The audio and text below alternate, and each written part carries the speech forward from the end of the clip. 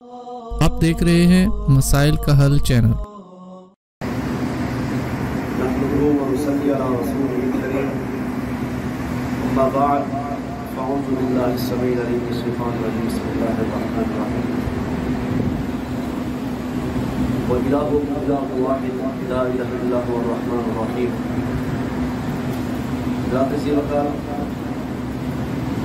آج میدان عرفات میں خطبہ ہوا حج کا، ڈاکٹر یوسف بن محمد حافظہ اللہ نے جو خطبہ دیا، ان کے چند الفاظ میں آپ کے سامنے رکھنا چاہتا ہوں جو انہوں نے پوری امت کو پیغام دیا۔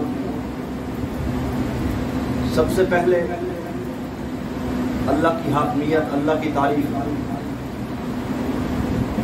کہ اللہ کے علاوہ کائنات کے اندر کوئی الہ نہیں ہے، اور محمد صلی اللہ علیہ وسلم اللہ کے بندے اور اسی کے رسول ہیں۔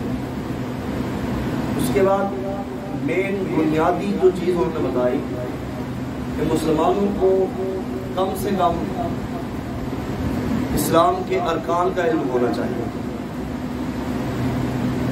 اور کم سے کم مسلمانوں کو ایمان کے ارکان کا بھی علم ہونا چاہیے۔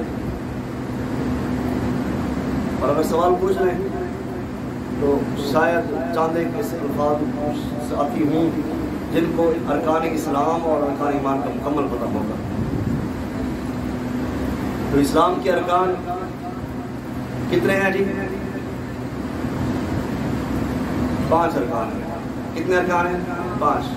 بنی الاسلام علی خمس شہادت اللہ الہ الا اللہ، سب سے پہلے گواہی دینا ہے، عقیدہ توحید۔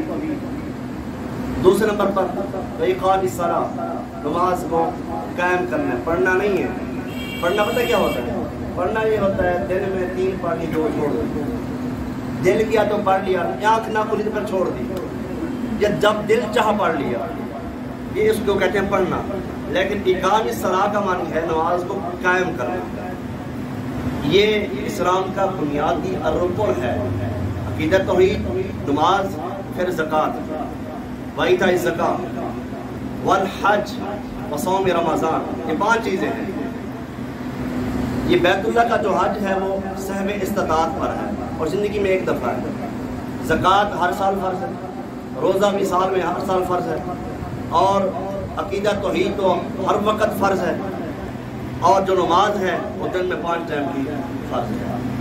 اس کے بعد اسلام ارکان ایمان۔ ارکان ایمان کتنے ہیں جی؟ 6 ہیں۔ ماشاءاللہ بہت اچھے جواب دیا بزرگوں نے۔ 6 ارکان ایمان ہیں۔ ہمیں ان کا بنیادی علم ہونا چاہیے، بچوں کو، بڑوں کو، بزرگوں کو کم سے کم اسلام کے ارکان تو علم ہونا چاہیے نا۔ ایمان ارکان ہیں کیا؟ سب سے پہلے ایمان باللہ، اللہ پر ایمان۔ اللہ پر ایمان ہر لحاظ سے، صرف اپنے مقصد کے لحاظ سے، ہر لحاظ سے، الوہیت کے لحاظ سے، ربوبیت کے لحاظ سے، اسماء و صفات کے لحاظ سے، داتا، دستگیر، حاجت روا، مشکل کشا، رزاق، ہر لحاظ سے اللہ پر ایمان۔ دوسرے نمبر پر والملائکہ، فرشتوں پر ایمان۔ فرشتے کس کے ہیں؟ اللہ کے، تو فرشتوں پر بھی ایمان لانا یہ حصہ ہے ایمان کا۔ تیسرے نمبر پر کتابوں پر ایمان۔ چوتھے نمبر پر رسولوں پر ایمان۔ 5ویں نمبر پر تقدیر پر ایمان، اچھی یا بری ایمان رکھنا پڑے گا۔ 6 نمبر پر آخرت پر ایمان۔ یہ ارکان اسلام 5 ہیں، اور ایمان ارکان کتنے ہیں؟ 6۔ یہ یاد ہونا چاہیے، بنیادی چیزیں ہیں۔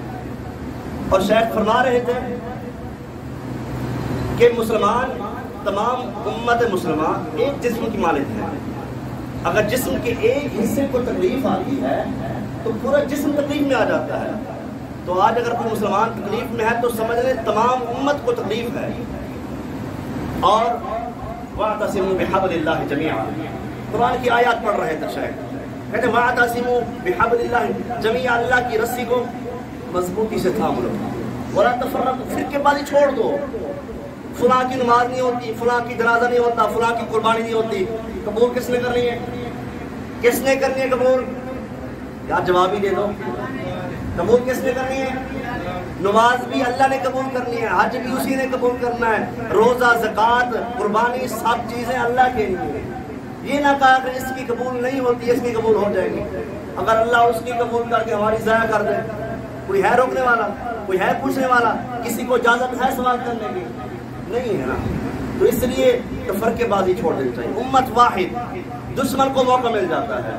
اور اس کے بعد شیخ فرما رہے تھے کہ اگر دو گروہوں کے درمیان جھگڑا ہو جائے تو تیسرے گروہ کو کیا چاہیے؟ صلح کرانا. یہاں تیسرا گروہ ویڈیو بناتا ہے اور وہ سوشل میڈیا پر ڈال دیتا ہے, بھئی ویوز ملیں گے بس. تیسرا گروہ یہ کام کر رہا ہے, جبکہ تیسرے گروہ کو اللہ کے نبی فرماتے ہیں جھوٹ بولنا کبیرہ گناہ ہے. جھوٹ بولنا کبیرہ گناہ ہے, لیکن صلح کرنے کے لیے جھوٹ بولا جا سکتا ہے. کیسا اللہ کا دین ہے. اور شیخ فرما رہے تھے کہ وَاعْبُدُوا اللَّهَ وَلَا تُشْرِكُوا بِهِ شَيْئًا وَبِالْوَالِدَيْنِ إِحْسَانًا وَبِذِي الْقُرْبَى وَالْيَتَامَى وَالْمَسَاكِينِ وَابْنِ السَّبِيلِ. یہ سارے اللہ کے ساتھ کسی کو شریک نہ ٹھہرائیں, عبادت اسی کی, والدین کے ساتھ حسن سلوک, یتیموں مسکینوں کے ساتھ, رشتہ داروں کے ساتھ, ذوی القربى وابن السبیل مسافروں کے ساتھ. اور نرمی, اللہ کے نبی علیہ السلام کو اللہ نے نرم مزاج بنایا. فَبِمَا رَحْمَةٍ مِّنَ اللَّهِ لِنتَ لَهُمْ. اللہ فرماتے ہیں اگر ہم آپ کو سخت بنا دیں نا, یہ لوگ آپ سے دور ہو جاتے ہیں. اور نرمی, والدین کے ساتھ بھی نرمی, رشتہ داروں کے ساتھ, دوستوں کے ساتھ, قریبی رشتہ داروں, گھر والوں کے ساتھ, یہ نرمی جس کے اندر نرمی نہیں ہے نا, اللہ کے نبی فرماتے ہیں وہ سمجھ لیں اس کے اندر کوئی چیز بھی نہیں ہے, وہ ہر چیز سے مرحوم ہے. نرمی اپنے اندر پیدا کریں. اس ایک کا درس تھا, وہ کہتے ہیں لغویات, ایسی باتیں جن سے انسان دین سے متنفر ہوتا ہے, لغویات کو چھوڑ دینا چاہیے. اور اس کے بعد یا ایھا الذین آمنوا اطیعوا اللہ واطیعوا الرسول, سب سے بڑا پیغام, اے ایمان والو اللہ اس کے رسول پر ان کی اطاعت اور فرما برداری کرو. وَأُولِي الْأَمْرِ مِنْكُمْ, جو تم پر امیر بنا دیے جائیں ان کی بھی اطاعت تم پر فرض ہے.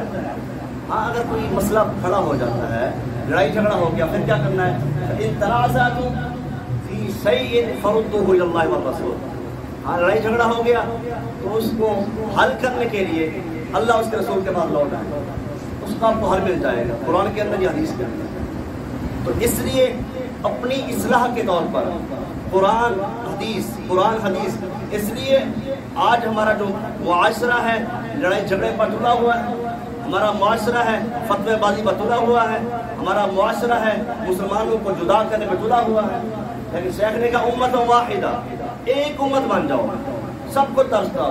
لاکھوں کروڑوں کا مجمع ہے, ہزاروں کی تعداد میں لوگ دور دور تک بیٹھے ہوئے ہیں, آنکھوں میں آنسو ہیں. اور حج کا خطبہ کتنا, میں بتا دوں آپ کو کہ کتنا عظیم سفر ہے وہ, اور کتنا خوش نصیب ہیں وہ لوگ جو بیت اللہ کے مہمان ہیں اور ان کا میزبان خود اللہ بن گیا ہے. کیسے خوش نصیب ہیں جنہوں نے آج عرفات کے میدان میں رب کے سامنے آنسو بہائے ہوئے ہیں. اور رب فرما رہے ہیں کہ ہم میدان عرفات میں اتنا لوگ جہنم سے آزاد کرتے ہیں, پورے سال میں اتنے لوگ نہیں کرتے. تو آج اللہ نے کئی لوگوں کو جہنم سے آزاد کیا ہوگا تو وہ لوٹیں گے ایسے جیسے ماں کے پیٹ سے آج پیدا ہو کر آئے ہیں. تو حضرات اسی وقار یہ خطبہ حجۃ الوداع, ان دماءکم واموالکم واعراضکم کحرمت یومکم ھذا فی شہرکم ھذا فی بلدکم ھذا. اللہ کا نبی فرما رہے ہیں تمہارا مال, ایک دوسرے کا جو تم مال کھاتے ہو نا, زیادتی کے ساتھ یہ حرام ہے. ایک دوسرے کی بےزتی کرنا حرام ہے, ایک دوسرے کی بےزتی کرنا حرام ہے, ایک دوسرے کا خون بہانا. آج تم کتنا خون بہا رہے ہیں, پتہ نہیں ہے نہ قاتل کو نہ مقتول کو, پتہ نہیں ہے, علم نہیں ہے کہ کیوں قتل کر رہا ہوں, اور اس کو بھی علم نہیں ہے مجھے قتل کیوں کیا جا رہا ہے, جبکہ یہ حرام ہے. حضرات اللہ کے نبی نے حجۃ الوداع کے موقع پر یہ بھی کہا تھا کہ لونڈیوں کے, غلاموں کے, رشتہ داروں کے حقوق, نماز, ان کی پابندی. تو آج ہمیں اس چیز کا درس ہے. اللہ رب العزت سے دعا ہے اللہ رب العزت ہمیں صحیح معنی کے اندر قرآن و سنت پر عمل کرنے کی توفیق عطا فرمائے. وآخر دعوانا الحمد للہ رب العالمین.